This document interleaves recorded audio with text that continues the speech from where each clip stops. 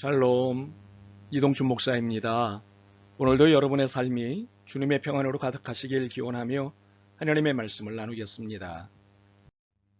오늘 말씀은 로마서 15장 8절에서 13절 말씀입니다. 내가 말하노니 그리스도께서 하나님의 진실하심을 위하여 할례의 추종자가 되셨으니 이는 조상들에게 주신 약속들을 견고하게 하시고 이방인들도 그 긍휼하심으로 말미암아 하나님께 영광을 돌리게 하려 하심이라. 기록된 바 그러므로 내가 열방 중에서 주께 감사하고 주의 이름을 찬송하리로다 함과 같으니라. 또 이르되 열방들아 주의 백성과 함께 즐거워하라 하였으며 또 모든 열방들아 주를 찬양하며 모든 백성들아 그를 찬송하라 하였으며 또 이사야가 이르되 이새의 뿔이 곧 열방을 다스리기 위하여 일어나시는 이가 있으리니 열방이 그에게 소망을 두리라 하였느니라. 소망이 하나님이 모든 기쁨과 평강을 믿음 안에서 너희에게 충만하게 하사 성령의 능력으로 소망이 넘치게 하시기를 원하노라. 아멘. 로마서 15장 8절에서 13절 말씀을 본문으로 로마서 강의 쉬운 세 번째 시간 이기주의를 넘어 공동체주의로 라는 제목으로 말씀을 나누겠습니다. 자신의 이익과 유익을 위해 사는 것을 이기주의라고 합니다. 그리고 자기 지역의 이득만을 고려하는 것을 지역 이기주의 혹은 님비라고 합니다. 물론 님비의 반대인 핀피라는 말도 있지만 속내는 이기주의입니다. 그리고 자국의 예만을 위하는 것을 민족주의라고 합니다. 이제 이런 말들은 오늘의 세계화된 세계에서는 사라지고 있는 것이 아닐까 하는 이상적 생각을 해봅니다. 왜냐하면 지구화란 또는 세계화란 지구촌은 하나다라는 의미를 갖고 있기 때문입니다. 그런데 과연 그럴까요? 물론 세상은 세계화가 되어 있습니다. 과학이 발전하면서 인터넷이라는 통신망의 혁명이 왔고 이로 인해 세계는 동시간대에 지구촌의 모든 정보를 공유할 수 있게 되었습니다. 당연히 전 세계는 24시간 상업체제가 되었고 실시간의 거래가 이루어지고 있습니다. 이제는 지구촌이라는 말이 제법 실감이 납니다. 그래서 우리는 이처럼 지구촌인 시대에 공동체성이 그 어느 시대보다 잘 이루어질 것이라고 생각합니다. 그러나 유감스럽게도 세상은 점점 더 이기주의화 되어 가고 있습니다. 자국의 이익을 보호하기 위한 보호주의가 세계화 이전보다 더 심합니다. 과연 유엔이라고 하는 세계기구가 필요한가라는 의문이 들 정도로 세계는 더욱더 지역화되고 민족화되고 있습니다. 세계화를 빌미로 통합을 말하고 통섭을 말하지만 현실은 더욱더 지역화와 민족화로 치닫고 있는데 도대체 이유가 무엇일까요? 인간의 욕심 때문입니다. 인간의 욕심은 과학이 발달되고 세계가 단일권이 되었다고 사라지는 것이 아니기 때문입니다.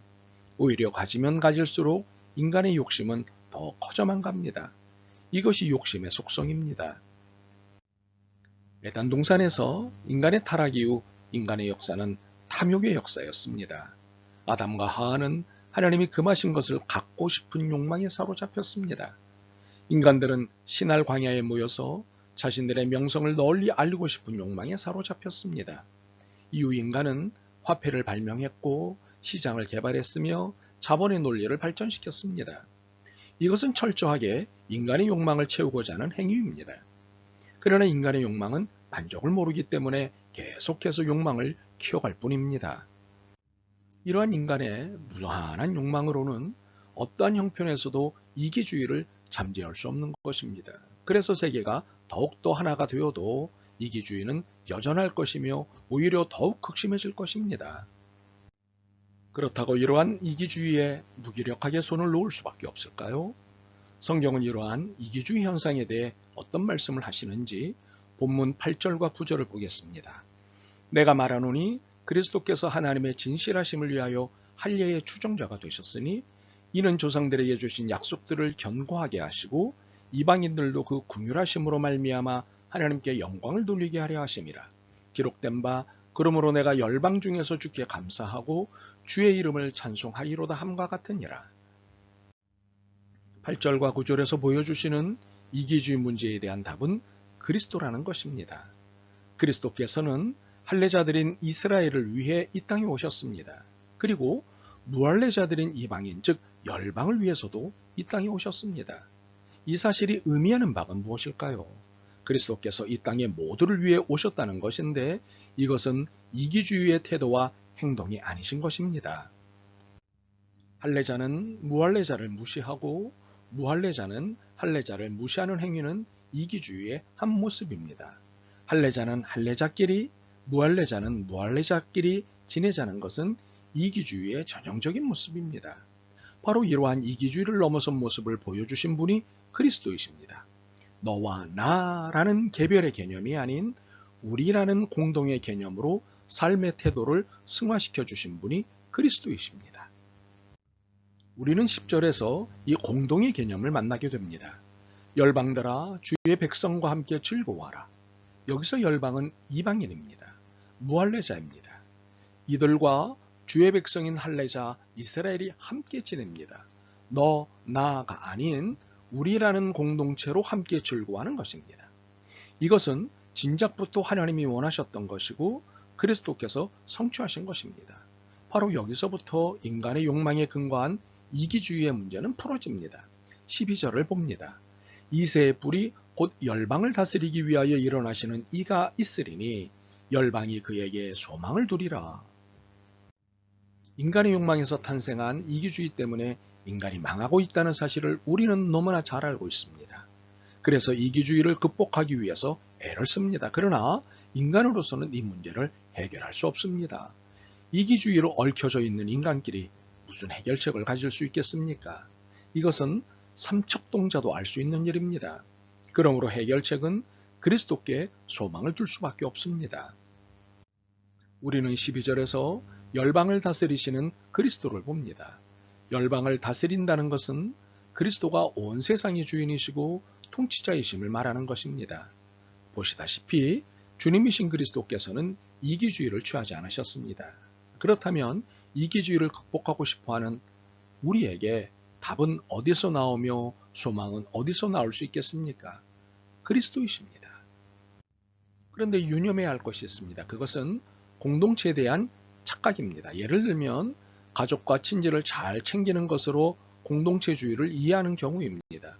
그러나 공동체주의는 이런 편협한 구분이 아닙니다. 예전에 회자된 뼈있는 농담 중에 주님 오실 때까지 없어지지 않을 3대 마피아가 있는데 호남 향유회와 해병 전우회와 고대 교우회가 그것이랍니다. 농담이지만 뼈있는 농담으로서 이러한 모임은 마치 공동체를 지향하는 것처럼 보이지만 실상은 지역 이기주의와 같습니다. 그리스도의 정신에 의한 공동체주의는 가족과 친지의 범위를 넘어서 이웃들과 사회 구성원 그리고 인류 전체에게로 사랑과 믿음의 다리를 놓는 삶을 말합니다. 이것은 남이야 어찌됐건 나만 잘 살면 그만이라는 이기주의를 극복하고 내 개인의 행복과 자유로운 삶을 위해 열중하되 남에게 피해는 주지 않겠다는 개인주의도 극복하는 삶입니다. 기대하는 것은 코로나19를 계기로 이기주의와 개인주의를 넘어선 그리스도 안에서의 공동체주의로 나아간다면 이제부터는 우리 모두 이와 같은 역경들을 조금 더 잘 견뎌낼 수 있을 것입니다. 그리고 세상은 하나님이 선물하시는 소망으로 가득 차게 될 것입니다. 13절입니다. 소망의 하나님이 모든 기쁨과 평강을 믿음 안에서 너희에게 충만하게 하사 성령의 능력으로 소망이 넘치게 하시기를 원하노라. 아멘. 주님, 저희 안에 얼마나 커다란 이기적 욕망이 자리 잡고 있는지 알았습니다. 부끄러움을 고백하며 회개합니다. 이제는 이기주의가 아닌 공동체를 사랑하고 모두와 더불어 사는 세상을 만들기 위해 애쓰고 기도하겠습니다. 믿음과 지혜를 주옵소서. 예수 그리스도의 이름으로 기도드립니다. 아멘. 오늘도 여러분의 믿음과 삶을 응원합니다. 사랑합니다.